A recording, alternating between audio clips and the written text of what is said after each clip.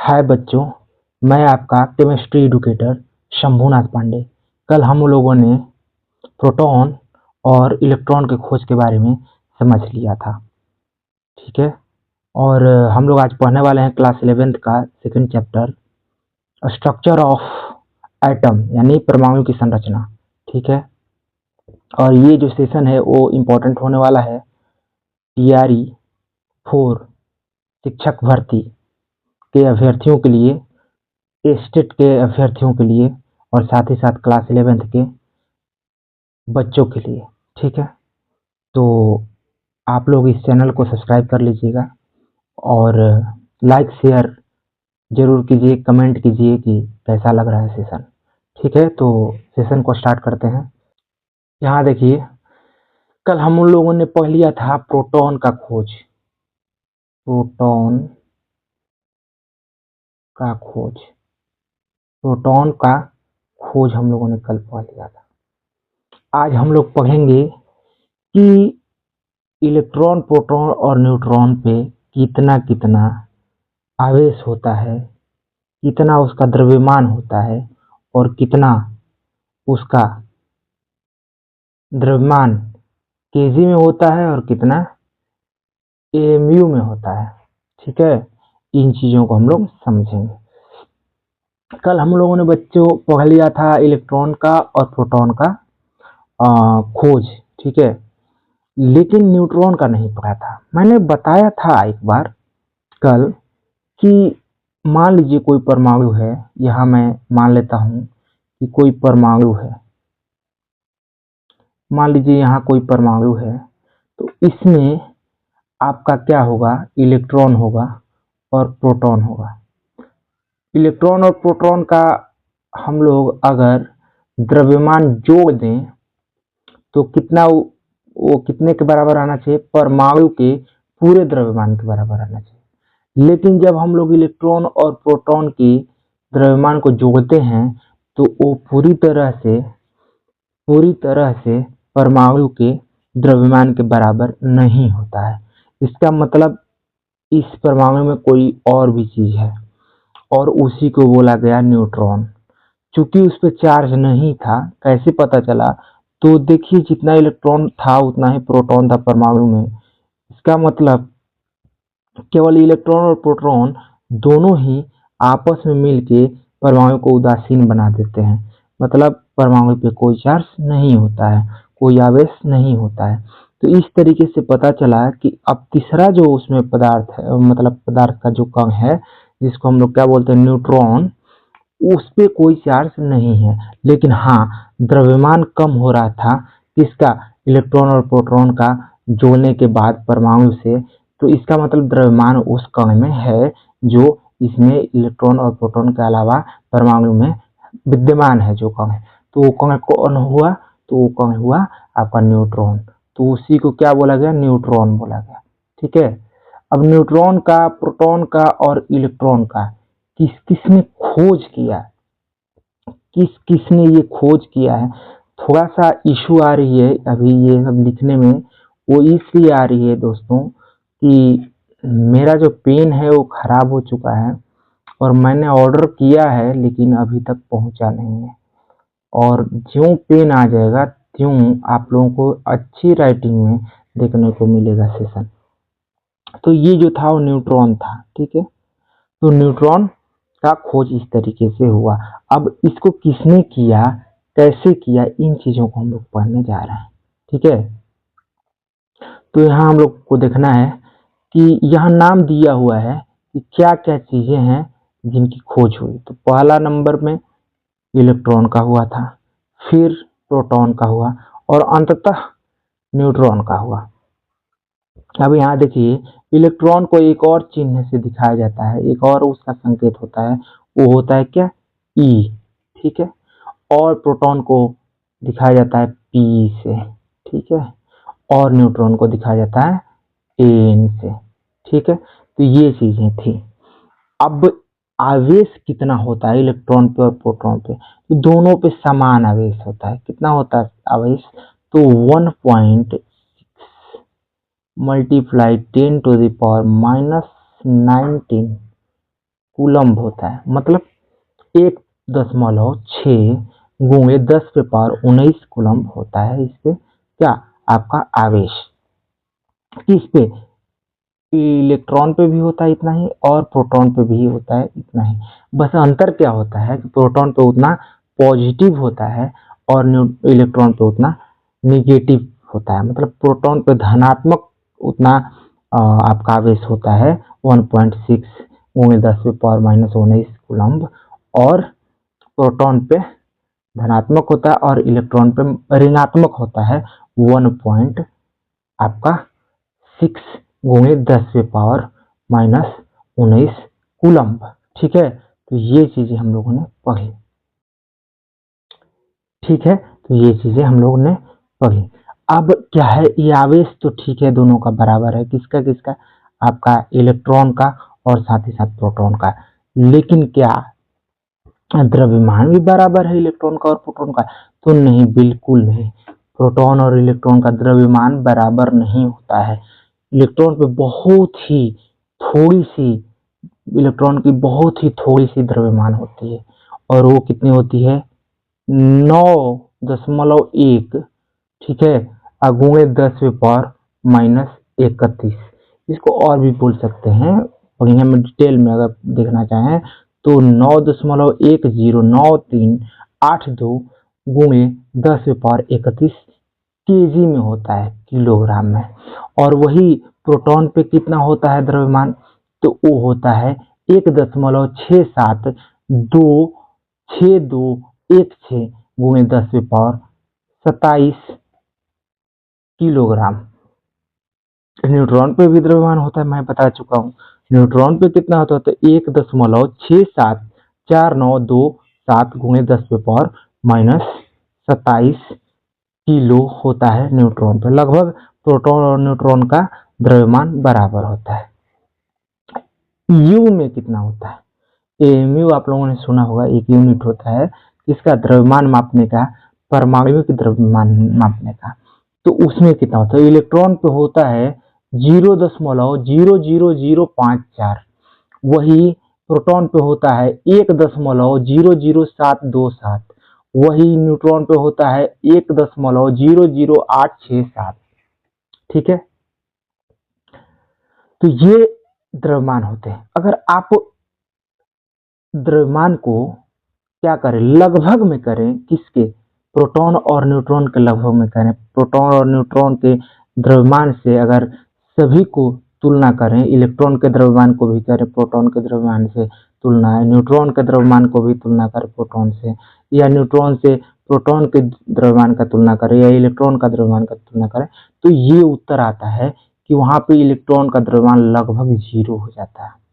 Proton के तुलना में इलेक्ट्रॉन का द्रव्यमान लगभग 0 होता है, और न्यूट्रॉन का द्रव्यमान 1 होता है, और प्रोटॉन का तो 1 होता ही है। मतलब प्रोटॉन के द्रव्यमान के 1 गुना प्रोटॉन का द्रव्यमान होता है, उतना ही 1 गुना ही न्यूट्रॉन का होता है, लेकिन 0 गुना होता है इलेक्ट्रॉन का। इलेक्ट्रॉन का जो द्रव्यमान होता है वो नाम मात्र का होता है, बहुत कम होता है प्रोटॉन और न्यूट्रॉन के तुलना में। तो ये चीजें हम लोग समझ गए जो यहाँ टेबल में दी हुई है। ठीक है, तो ये चीजें हम लोग समझ गए। ठीक है, अब आगे हम लोग देखते हैं।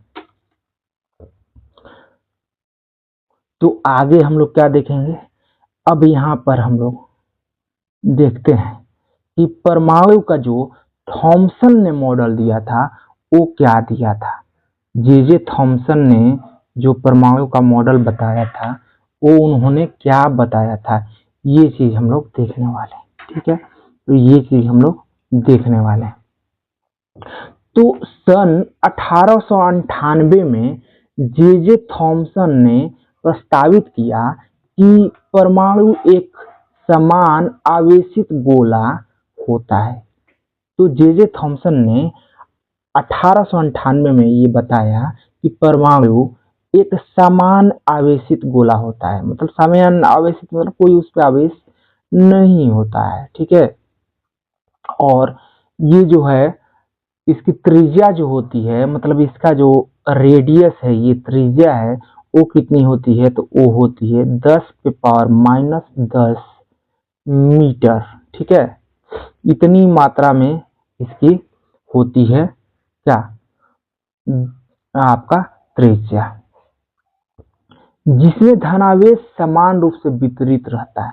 और उसने क्या किया, उसने कह दिया कि जो परमाणु होता है वो तो समान आवेशित होता है, मतलब उसमें मतलब माइनस भी होते हैं प्लस भी होते हैं, मतलब परमाणु जो होता है उदासीन होता है, जितने आपका प्रोटॉन होंगे उतने ही इलेक्ट्रॉन होंगे, जिससे वो समान आवेश हो जाएंगे और वो एक दूसरे को कैंसिल आउट कर देंगे, खत्म कर देंगे और उदासीन हो जाएगा परमाणु। लेकिन उन्होंने ऐसा बता दिया कि जो धनावेश होता है वो पूरे परमाणु में चारों तरफ समान रूप से होता है, फैला हुआ। तो अगर ये परमाणु है तो इसमें सभी जगह क्या होगा, धन आवेश होगा। किनके अनुसार, जे थॉमसन के अनुसार, मैं नहीं कह रहा हूँ। और जो आधुनिक आपका ये परमाणु का मॉडल है वो भी ये नहीं कहता, वो तो कहता है कि परमाणु नाभिक में होता है बीच में। लेकिन जे थॉमसन ने जो कहा था वो मैं बता रहा हूँ। तो उन्होंने कहा कि पूरे ये परमाणु में क्या फैला होता है, फैला होता है धन आवेश। और इसके ऊपर, इसी के ऊपर जो प्रोटॉन होते हैं उन्हीं के ऊपर इलेक्ट्रॉन स्थित होते हैं। ठीक है, और उससे क्या होता है कि अस्थाई स्थिर विद्युत व्यवस्था हो जाती है। मतलब कि जो माइनस होता है इलेक्ट्रॉन पे और जो प्रोटॉन पे प्लस होता है वो दोनों एक दूसरे को कैंसिल आउट कर देते हैं, खत्म कर देते हैं, और परमाणु जो है वो उदासीन हो जाता है, मतलब उस पर कोई आवेश नहीं रह पाता। इस मॉडल को विभिन्न प्रकार से नाम भी दिए गए, क्या क्या, plum pudding, plum pudding, resin pudding, resin pudding, और तरबूज मॉडल। ये क्यों दिया गया, देखिए उनका कहना था जे थॉमसन का कि अगर आप एक तरबूज बना दें, क्या बना दें, अगर आप एक तरबूज बनाएं तो तरबूज में जो लाल वाला हिस्सा है, जो लाल वाला हिस्सा है आपका, वो क्या होगा, वो होगा प्रोटॉन यानी धन आवेश। और इस पे जो काला काला बीज होगा इसका, ठीक है, वो क्या होगा, वो होगा इस पे इलेक्ट्रॉन। कैसा, तो देखिए तरबूज में क्या होता है, अंदर में पूरा रेड होता है, तो रेड वाला उन्होंने क्या कहा, धन है, धन आवेश है। मतलब कि वो पूरा, जैसे तरबूज में पूरा लाल क्षेत्र फैला रहता है, वैसे ही इसमें भी पूरा लाल रंग का छाया हुआ है। क्या छाया हुआ है आपका, धन आवेश। और उस पे जो ये ब्लैक ब्लैक कलर का बीज है उसका, वो क्या है, वो इलेक्ट्रॉन है। उन्होंने ऐसा बताया, जो कि गलत था, ये सच नहीं है, हम लोग भी जानते हैं। इसी जो मॉडल था इसी को क्या क्या नाम दे दिए गए, एक तो नाम दे दिया गया प्लम पुडिंग, इसके अलावा रेजिन पुडिंग, रेजिन मतलब होता है किशमिश, तो किशमिश जैसे आपका हलवे में लगा दिया जाए तो उस तरीके से रेजिन पुडिंग हो गया, तरबूज हो गया, और साथ ही साथ प्लम पुडिंग भी वही हलवा है, उसमें आप बीज लगा दिए, ठीक है, जो इलेक्ट्रॉन का काम कर रहा है, तो उसी को क्या कहेंगे हम, प्लम पुडिंग मॉडल कहेंगे। अब यहां से आगे हम लोग देखते हैं क्या क्या हो। तो इन्होंने इस तरीके से बता दिया। इस मॉडल का एक महत्वपूर्ण लक्षण यह है कि इसमें परमाणु का द्रव्यमान पूरे परमाणु पर समान रूप से बटा हुआ है, माना गया है। मतलब इस परमाणु में, इस जो मॉडल है इसमें ये है कि जो परमाणु का द्रव्यमान है, ये जो मॉडल है परमाणु का जो जे थॉमसन ने दिया है, उसमें ये चीज बताया गया है कि जो परमाणु का द्रव्यमान है वो पूरे परमाणु पे समान रूप से वितरित है, सभी जगह एक ही समान है, जबकि ऐसा होता नहीं है। हम लोग जानते हैं कि बीच में जो नाभिक होता है वहां पर ज्यादा होता है इसका द्रव्यमान, और जो बाहर इलेक्ट्रॉन केवल होते हैं वहां द्रव्यमान कम हो जाता है। लेकिन यहाँ जो जे थॉमसन ने बताया था वो चीजें पा रहे हैं हम। यद्यपि यह मॉडल परमाणु की विद्युत उदासीनता को स्पष्ट करता था, किंतु यह भविष्य के प्रयोगों के परिणामों के संगत नहीं पाया गया।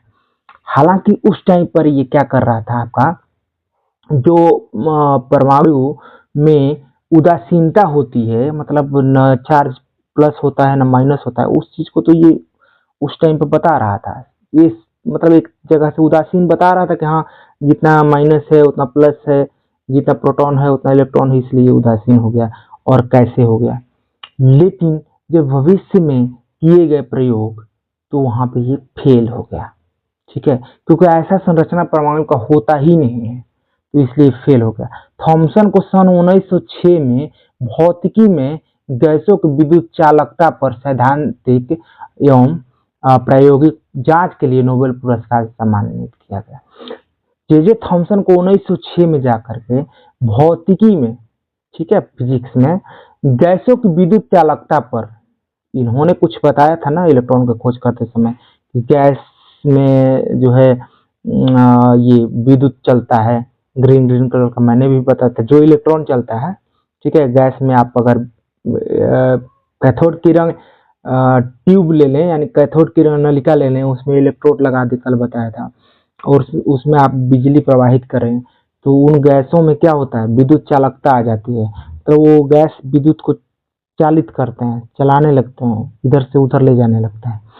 तो इसी प्रकार का जो उन्होंने परीक्षण किया था, ठीक है, तो उसी के आधार पे इनको नोबेल पुरस्कार दिया गया। कब? 1906 में। तो जे थॉमसन को 1906 में भौतिकी में गैसों की विद्युत चालकता पर सैद्धांतिक एवं प्रायोगिक जांच के लिए नोबेल पुरस्कार दिया गया। एक तो इन्होंने सिद्धांत दिया कि हाँ उसमें चलता है, जो गैस है उसमें विद्युत चालकता होती है, विद्युत उससे होकर के गैस से भी चल सकता है, साथ ही साथ उसका इन्होंने जो मॉडल बना के प्रयोग किया था उसके लिए भी इनको क्या किया गया, नोबेल पुरस्कार से पुरस्कृत किया गया, ठीक है। तो ये चीजें हम लोगों ने पढ़ी। अब मैं कहूंगा कि ये जो है आपका जे थॉमसन का मॉडल, उसको यहाँ पर थोड़ा सा हम लोग तस्वीर से देख लेते हैं, ठीक है।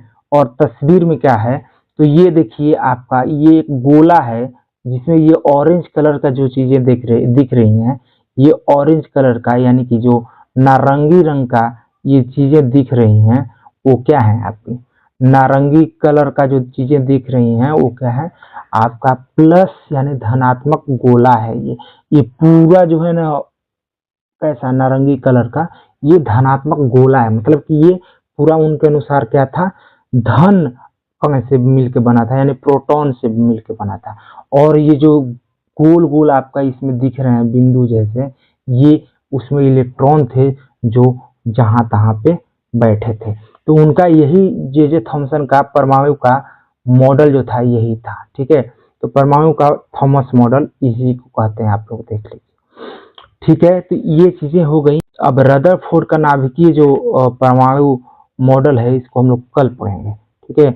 और इस सेशन को यहीं एंड कर देते हैं, और आप लोग इस चैनल को सब्सक्राइब कर लीजिए, ठीक है। और आप लोग इससे फायदा उठाइए, मेरे योगदान को लेकर के आप सफल होइए, ठीक है। तो bye, have a nice day.